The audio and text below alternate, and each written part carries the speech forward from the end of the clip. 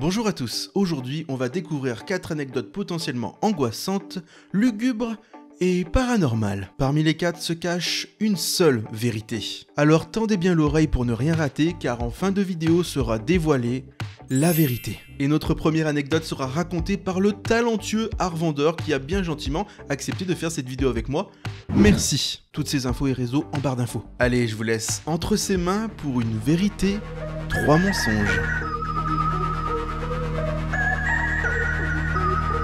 Bonjour, je vais vous raconter ma première histoire qui s'intitule « Le manoir du médecin ». Nous sommes le 31 octobre 2008 et je décide d'inviter 22 amis à moi en ayant prévenu ma mère évidemment pour la soirée d'Halloween dans mon petit village où il n'y a rien à part un cimetière et une église. On commence à se chauffer un peu, on va au cimetière, on se fait peur et là j'ai mon meilleur pote qui nous dit « Eh, vous savez sur la colline là-bas il y a un manoir ?» Eh ben en fait c'est tout simple, il appartient à un docteur et apparemment il aurait brûlé son bébé, tué sa femme et il se serait enfui. Bah du coup ça nous intrigue à fond vu que c'est la soirée de l'horreur.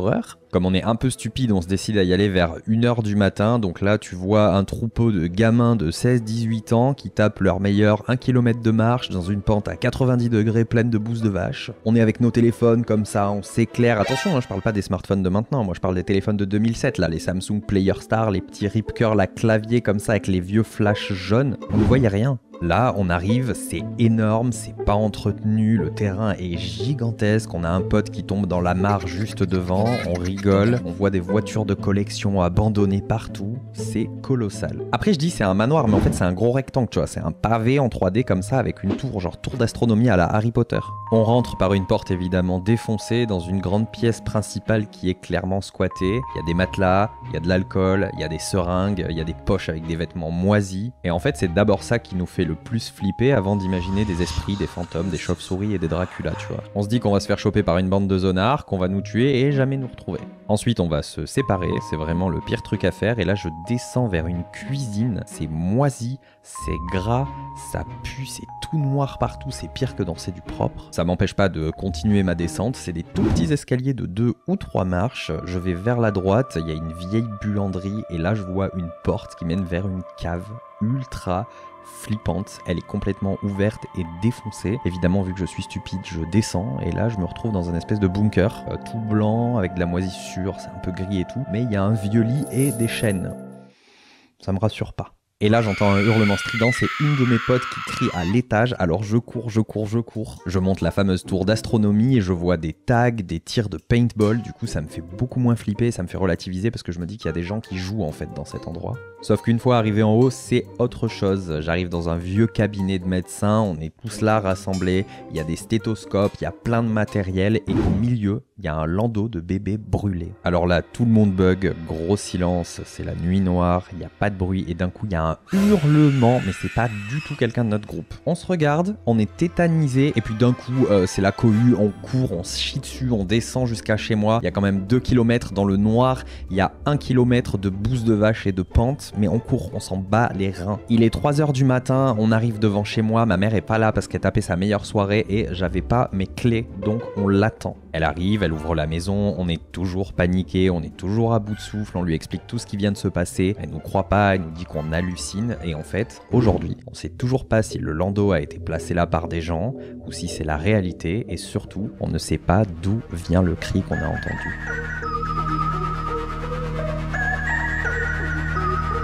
Là vous vous dites, une cave naze. C'est quoi ce bordel? Je vous explique. Dans la maison de mes parents, donc celle où j'ai grandi, il y a en dessous de la maison une cave. Une cave qui m'a longtemps filé les chocottes d'ailleurs. Elle est assez grande parce qu'elle fait toute la taille de la maison, mais en version en dessous souterrain. Je sais pas si je suis clair. Enfin bref.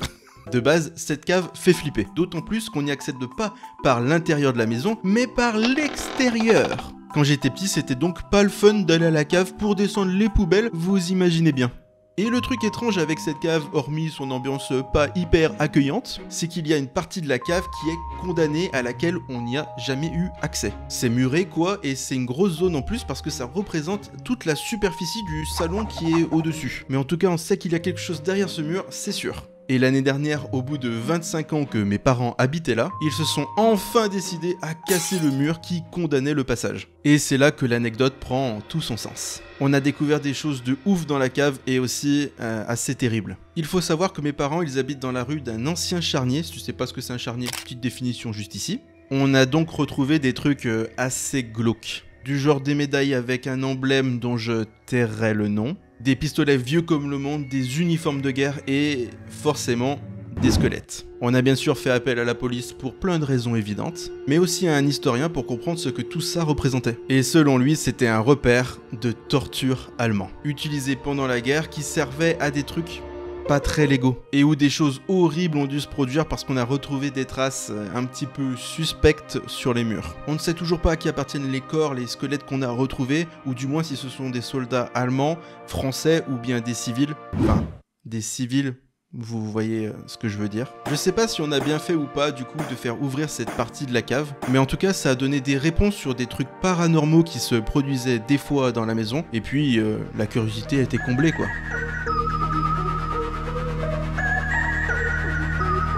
Ma deuxième histoire s'intitule Le repère des vaudous. À ce moment-là, j'ai 11 ans et je traîne tout le temps avec mon meilleur ami qui habite en bordure de forêt, mais aussi non loin de la fac de ma ville. Il y a cette forêt qui permet d'accéder à la fac et c'est celle-ci dont nous allons parler. À l'entrée, il y a une arche avec une maison qui se trouve juste sur la droite. Ça nous a toujours intrigué d'y aller, personne n'y vivait et on se faisait nos petits jeux de rôle grandeur nature et on courait devant la maison, il faut pas qu'ils nous repèrent sinon ils vont nous tuer et tout. Un mercredi après-midi après les cours, je ne sais pas quel courage m'a pris, je me suis approché de la porte de la maison. Il y avait un petit encart avec un papier. Il y avait marqué un truc du genre « Attention voyageurs, nous sommes puissants, ne vous approchez pas ». Je sais plus exactement, ça fait 20 ans en même temps. C'est devenu de plus en plus effrayant pour nous, mais il fallait qu'on en sache plus. Alors on a commencé à contourner la maison et à aller dans une espèce d'alcôve où il y avait un puits. Et plus loin dans la forêt, il y avait des trous comme pour mettre des cercueils. On pouvait rester là derrière l'arche, caché pendant des heures ou à passer à travers des bambous et des arbres pour observer la maison. Et un jour, on a vu quelque chose à travers la fenêtre. Un petit crâne posé là comme ça, derrière un rideau assez transparent qui nous regardait du coup. Et il y a aussi une femme d'environ la cinquantaine avec les cheveux grisonnants et complètement dégueulasses qui est sortie de la maison un jour et elle a chié devant, comme ça. Un jour où c'était calme et qu'on n'a entendu aucune activité, on s'est décidé à rentrer dans la maison. Évidemment, c'était fermé à clé, mais on a trouvé une fenêtre cassée. À ce moment-là, on a recruté un troisième pote de l'école qui est venu avec nous. On s'est fait des sortes d'armes de fortune, on a pris des lampes torches pour s'éclairer. Et on rentre dans le truc, comme ça, comme des teubés. Et ce qu'on a trouvé à l'intérieur, c'était vraiment flippant. Tout d'abord, il y avait une table avec un linceul, il y avait une chèvre morte en dessous qui était sous salaison, il y avait des poupées au mur comme celle dans le Magicobus dans Harry Potter 3, t'as l'impression que t'allais passer devant, elles allaient te parler. Il y avait du sel partout sur le sol, des cristaux de roche, de la labradorite, des quartz, tu sentais les rituels partout. Il y avait des grimoires partout, ça donnait vraiment l'impression d'une secte qui apprenait la magie noire aux gens. Donc évidemment, on continue notre urbex comme des gamins de 11 ans. On monte à l'étage, on tourne sur la droite, on arrive dans la pièce où il y avait le magnifique crâne qui nous regardait de dehors, on retourne en arrière, on va dans la pièce de gauche et là, le plat de résistance a un cercle d'invocation avec des bougies encore allumées. Ça paraît assez évident, on n'est pas seul dans la maison, du coup on commence à courir, on sort de la maison et là il y a un gars qui nous course, mais on a réussi à le tracer. Cet endroit c'est une propriété privée, on n'a pas le droit d'être sur le terrain de la fac quand elle est fermée, on sait qu'on est dans la merde alors on court, on veut pas se faire choper. Mais plus parce qu'on a peur d'aller au commissariat et d'avoir des problèmes avec la police que avec la secte. Et cette anecdote elle se termine en mangeant des carambars atomiques chez mon pote et en regardant un film d'horreur, comme quoi on est vraiment con jusqu'au bout. Bon déjà, je tiens à préciser qu'il ne faut surtout pas reproduire ce qui va être dit dans cette anecdote. Elle se déroule un soir d'Halloween quand j'avais 15 ans. À cette époque, on avait pour habitude avec des potes de se faire des soirées films d'horreur. Et cette année-là, pour Halloween, on a voulu pousser l'expérience un petit peu plus haut. Et du coup, utiliser une planche Ouija. Si jamais vous ne savez pas ce que c'est, petit descriptif. La veille de la soirée d'Halloween, je reçois la planche Ouija que j'avais commandée. Elle arrive dans un coffret avec un petit livre qui nous explique des trucs sur le paranormal et aussi comment utiliser la planche. Franchement, globalement, assez propre le truc, pas déçu de ma commande sur le coup. Pour vous dire, j'étais tellement excité à l'idée de faire cette séance de spiritisme avec mes potes que la nuit juste avant, du coup, donc le soir où j'ai reçu le colis, eh bien j'ai quasiment fait une nuit blanche pour lire tout le livre. Complètement matrixé le gars. Le lendemain arrive donc la soirée d'Halloween. Je me rends chez un pote qui pour cette histoire on va appeler Francis, avec deux autres potes, Riri et Fifi. Ouais, moi je suis Loulou dans l'histoire. Et on commence à se mettre dans l'ambiance en regardant un film d'horreur. Jusque-là, c'est tranquille. Puis aux alentours de minuit, vient le moment de sortir la planche Ouija.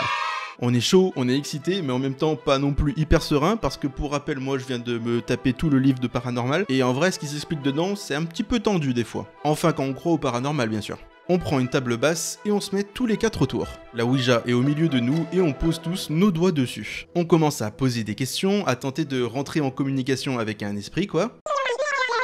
Et au début, rien ne se passe. Donc dans un sens, on est un petit peu dégoûté, mais aussi un petit peu content parce que du coup, rien de chelou ne s'est produit. Sauf que mon ami Francis, lui, il décide de continuer tout seul. Intelligent, Francis.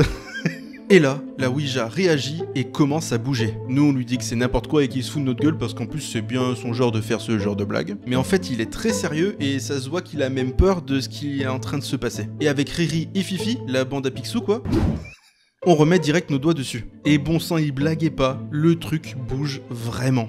On continue de poser des questions et on se rend compte au bout d'un moment que l'esprit qui communique avec nous est une personne que connaissait Francis. Au final, on est bien resté genre 15-20 minutes à communiquer avec l'esprit. On n'a pas eu de trucs de type démon ou je ne sais quoi. Mais la conversation qu'on a eue, l'échange spirituel qui a été effectué était vraiment hyper puissant. Et ça a bien remué tout le monde, surtout Francis. Depuis par contre dans sa maison, enfin la maison de ses parents, il se passe des dingueries des fois. Des trucs qu'on peut pas logiquement expliquer quoi. Alors est-ce que c'est de notre faute? Est-ce qu'on a ouvert une sorte de brèche ou je ne sais quoi? Peut-être. En tout cas on n'a jamais réessayé la Ouija et de mon côté je l'ai même revendue. Parce que la seule séance qu'on a fait, ça nous a suffi. Et bien voilà, c'était nos 4 anecdotes angoissantes d'Halloween. Il nous reste maintenant à dévoiler laquelle était la vraie. Mais avant que je dévoile tout, je vous laisse marquer vous en commentaire laquelle vous pensez est la vraie. Voici nos 4 anecdotes et la seule qui était vraie, c'était le manoir du médecin.